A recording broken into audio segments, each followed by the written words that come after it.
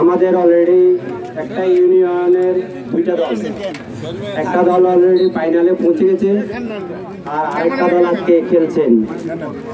আমরা চাই আমাদের খেলার মাধ্যমে আজকেও আমাদের একটা দল অবশ্যই জিতবে, সেই দল দরবেশ বাজার। আমি বলি যেহেতু যদি দুই দলই আমাদের হয়ে যায়, দুই দলই আমাদের ভিতরে একটা ভাতৃত্ববোধ থাকবে, আমাদের ভিতরে থাকবে না কোনো দ্বন্দ্ব। আমরা খেলার মাধ্যমে যে কোনো একটা দলকে অবশ্যই বিজয়ী ঘোষণা করব এবং বলবো এখানে গত ম্যাচে যে বিশৃঙ্খলা তৈরি হয়েছে, দর্শক কমিটি আদার্স অন্যান্য সকল নেতৃবৃন্দকে আমি বলবো একটা কথা আছে, ব্যবহার এবং জোর পরিচয়। গত ম্যাচও আপনারা খেলে দেখেছেন, আজকেও খেলা দেখেন। এই খেলা থেকে আমাদের অনেক কিছু শিকার আছে।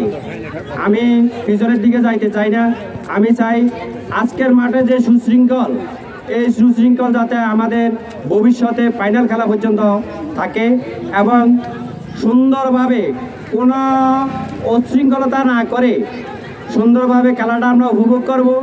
খেলোয়াড় খেলবে, আমরা উপভোগ করব। আমরা খেলোয়াড়দেরকে সহযোগিতা করব, তারা মাঠে খেলবে। তাই বলে এটা না আমরা দর্শককে হাত পা লেড়ে পরিবেশ নষ্ট করব। আমরা আগের ম্যাচে যারা এই যে বিশৃঙ্খল পরিবেশ তৈরি করছে, হয়তো তারাও আজকে খেলা দেখছে।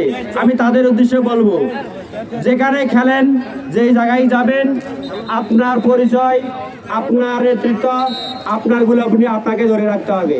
আপনার আচরণে যদি বলে যে না অমুক এলাকার লোক খারাপ, অমুক এলাকার লোক আচরণে ব্যবহার ভালো না, সেই জন্য আসলে অন্য কেউ দায়বদ্ধ থাকে না।